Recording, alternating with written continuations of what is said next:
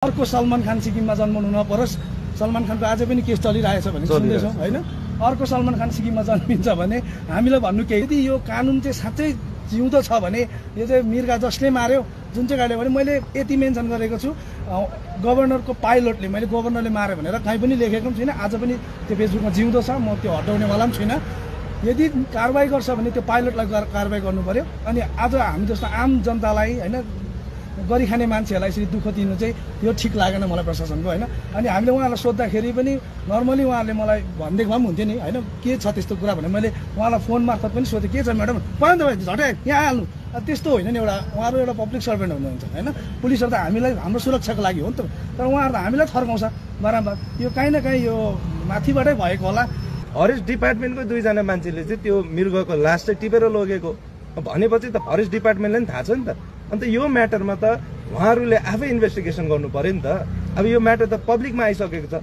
अब कोही ठुलो व्यक्तिहरूलाई यदि प्रशासनले बचाउनु खोज्दैछ भने चाहिँ हामी पछि हट्नेवाला छैन। यहाँहरू सबैमा नमस्कार, गुड इभिनिङ। अहिले हामी सिटिजन एक्सन पार्टीको टिम यहाँ सदर थानामा छौँ र हामी यहाँ किन छौँ भन्दाखेरि अब अचम्मको कुरा छ।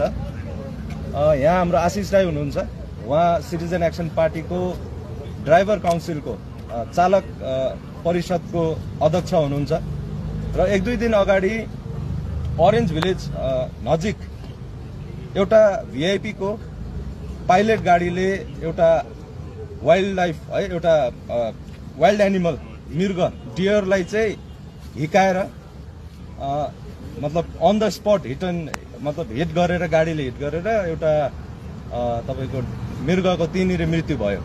अनि उहाँ हाम्रो ड्राइभर काउन्सिलको अध्यक्ष हुनको नाताले गर्दा लोकल ट्याक्सी ड्राइभरहरूले जसले त्यो घटनालाई देख्यो उहाँहरूले हाम्रो ड्राइभर काउन्सिलको अध्यक्षलाई इन्फर्मेसन दिनुभयो बापत उहाँ एउटा कन्सर्न एउटा इन्डिभिजुअल एउटा पब्लिकको फेभरमा बोल्ने व्यक्ति हुनुहुन्छ है, उहाँलाई सारा सिक्किमले चिन्छ।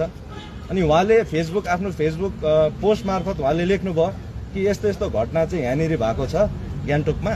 अनि त्यो घटनामा एउटा भिआइपी को पाइलट गाडीले त्यसो गर्दा चाहिँ उहाँमाथि कारवाही भएन। त्यो अब मृगको जुन बडी छ है, मृगको बडीलाई चाहिँ दुईजना फरेस्ट गार्डहरूले आएर उठाएर लगेको पनि सूचना छ। अनि यहाँ सिक्किममा कस्तो कानुन छ भन्दाखेरि तपाईँको आम जनताले चाहिँ सानो गल्ती गर्दा पनि आम जनतालाई चाहिँ कानुनले निचार्छ होइन, कानुनले थिच्छ। तर यसरी भिआइपीहरूको पाइलटले यसरी यत्रो ठुलो है एउटा इन्डेन्जर्ड स्पिसिसलाई यसरी अब मार्दाखेरि चाहिँ केही पनि एक्सन भएन। अनि त्यही कुरालाई उहाँले उजागर गर्दै आफ्नो फेसबुक पोस्ट मार्फत चाहिँ त्यो इन्फर्मेसन पब्लिकमा हाल्नु भएको थियो। अनि अचम्मको कुरा के छ भन्दाखेरि हाम्रो राजभवनमा है हाम्रो माननीय गभर्नरको एपोइन्टमेन्टको लागि हामीले लगभग 1 महिनादेखि चाहिँ हाम्रो पार्टीले उहाँसँग भेटेर सिक्किमको केही विषयहरूमा उहाँकोमा मेमोरेन्डम बुझाउने, उहाँलाई ज्ञापन पत्र दिने भनेर हामीले कम्युनिकेट गरेको 1 महिना बेसी भयो। अहिलेसम्म हाम्रो पार्टीले एपोइन्टमेन्ट पाएको छैन राजभवनबाट।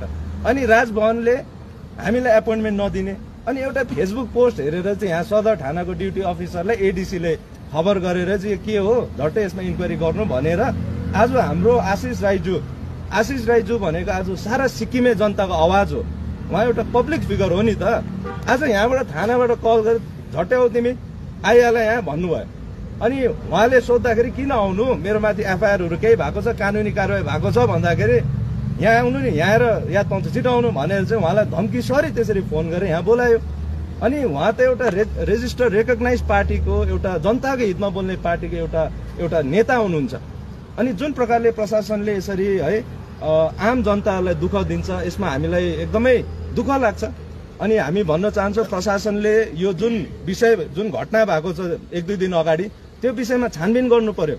वाइल्ड लाइफ विभागले है फरेस्ट डिपार्टमेन्टको वाइल्ड लाइफ जसले हेर्छ उहाँहरूले घटनामा चाहिँ अब हेर्नु पर्यो नि त कसको गाडीले गर्दा कुन भिआइपी को गाडीले चाहिँ आज त्यस्तो घटना गर्यो भने। आम जनताले चाहिँ आज खोलामा माछा मार्दा पनि हजारौंको जुर्माना हजारौंको फाइन तिराउँछ।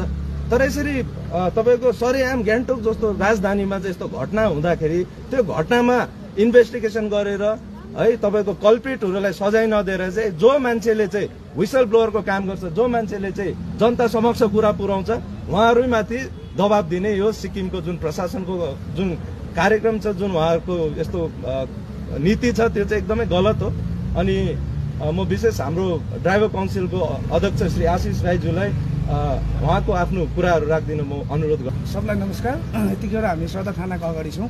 अघि दिउँसो पनि मैले आफ्नो मेरो फेसबुक पेजबाट पनि कतिवटा लगाइसकेँ। धेरैजना प्यानिक पनि भइरहनु भएको होला, नसुर्ताइदिने त्यस्तो केही छैन। अनि विशेष गरी म प्रशासनलाई चाहिँ के भन्न चाहन्छु भने मैले जुन पोस्ट गरेँ, त्यहाँ जुन ड्राइभरहरूले देख्नुभयो होइन, उहाँहरूले आँखाले देखेको, उहाँहरू आई विटनेसहरू छ, उहाँहरूले त्यो मलाई फोटो पठाउँदा मैले फोटो अपलोड गर्दा मलाई यसरी एक्कासी कहाँ भएको मान्छे थर्काइ मलाई थानामा बोलायो होइन। यहाँ आएर के नै ठुलो कुरा छ।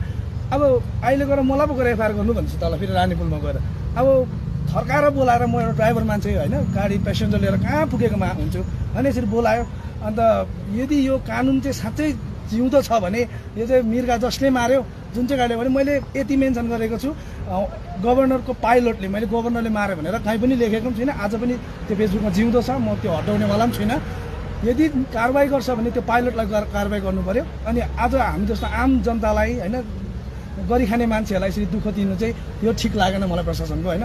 अनि हामीले उहाँलाई सोद्धाखेरि पनि नर्मली उहाँहरूले मलाई भनिदिएको भए पनि हुन्थ्यो नि होइन, के छ त्यस्तो कुरा भने मैले उहाँलाई फोन मार्फत पनि सोधेँ, के छ म्याडम पऱ्यो नि त झट्टै यहाँ हाल्नु। त्यस्तो होइन नि, उहाँहरू एउटा पब्लिक सर्भेन्ट हुनुहुन्छ होइन।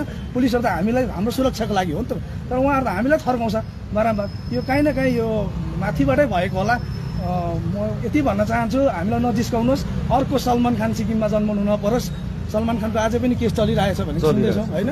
अर्को सलमान खान सिक्किममा जन्मिन्छ भने हामीलाई भन्नु केही छैन। सरकार छ, कानुन छ भने चाहिँ जसले पनि त्यो मिर्गालाई हिर्कायो, आशिष राईलाई होइन, त्यो मिर्गा हिर्काउने गाडीलाई चाहिँ खोज्ने काम चाहिँ इन्भेस्टिगेसन गर्ने काम त उहाँहरूको, हाम्रो अधिकारमा पर्दैन।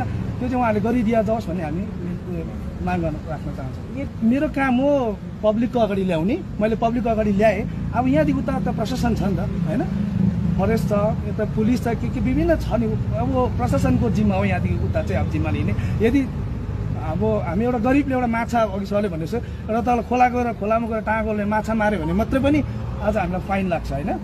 एउटा अफसरको पाइलट गाडीले एउटा त्यत्रो मिर्गालाई मार्दैछ भने, हामीले एउटा कुखुरा माऱ्यो भने कति ठुलो कानुन छ।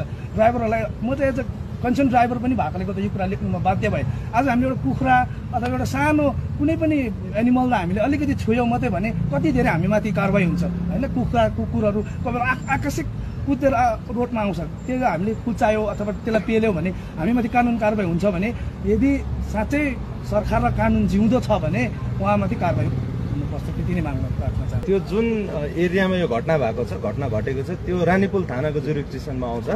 अनि विशेष अब गान्तोक त स्मार्ट सिटी हो, जहाँ कहीँ सीसीटीभी क्यामेराहरू छ। अनि अब हामीले यतिको जानकारी दिएपछि अब सम्पूर्ण जसले पनि आई विटनेसहरू छ उहाँहरूले देख्नु भएको छ। अनि फरेस्ट डिपार्टमेन्टको 2 जना मान्छेले चाहिँ त्यो मृगको लास चाहिँ टिपेर लगेको भनेपछि त फरेस्ट डिपार्टमेन्टलाई पनि थाहा छ नि त। अन्त यो म्याटरमा त उहाँहरूले आफै इन्भेस्टिगेसन गर्नु पर्यो नि त। अब यो म्याटर त पब्लिकमा आइसकेको छ। अब कोही ठुलो व्यक्तिहरूलाई यदि प्रशासनले बचाउनु खोज्दैछ भने चाहिँ हामी पछि हट्नेवाला छैन।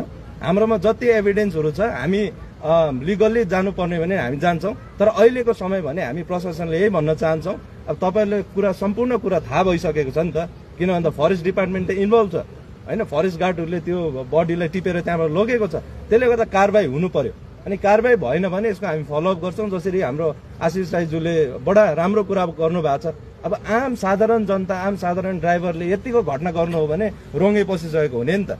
तर आज एउटा भिआइपीको पाइलटले त्यसो गर्दाखेरि चाहिँ कहीँ न कहीँ आज जुन हिसाबमा है, जुन हतारमा चाहिँ राजभवनबाट चाहिँ यहाँनिर चाहिँ यो प्रेसर लगाएर हाम्रो आशिष राईज्यूलाई चाहिँ कुनै ठुलो गुना मर्डरै गरेको जस्तो झट्टै हाल्नु। नभए यहाँसम्म पनि भनेछ तपाईँ आउँछ कि तपाईँलाई उठाउनु पर्ने पनि भन्नु पर्यो। अनि त्यस्तो भन्ने प्रशासनले चाहिँ जुन गाडीले यो घटना गरेको छ, जुन गाडीले यो गुनाह गरेको छ, त्यो गाडीको ड्राइभरहरू राजभवनकै किन नहोस्, प्रधानमन्त्रीको एस्कर्ट, प्रधानमन्त्रीको पाइलट हो भने पनि कानुनी कारवाही त हुनु पर्यो नि त। कानुन संविधान त सबैको लागि एक हो। त्यसले गर्दाखेरि हामी आउने दिनमा यसलाई यो कुरामाथि हामी निगरानी राख्छौँ र हामी लिगल्ली के गर्नुपर्ने हामी यसमा आफ्नो काम गर्नेछौँ।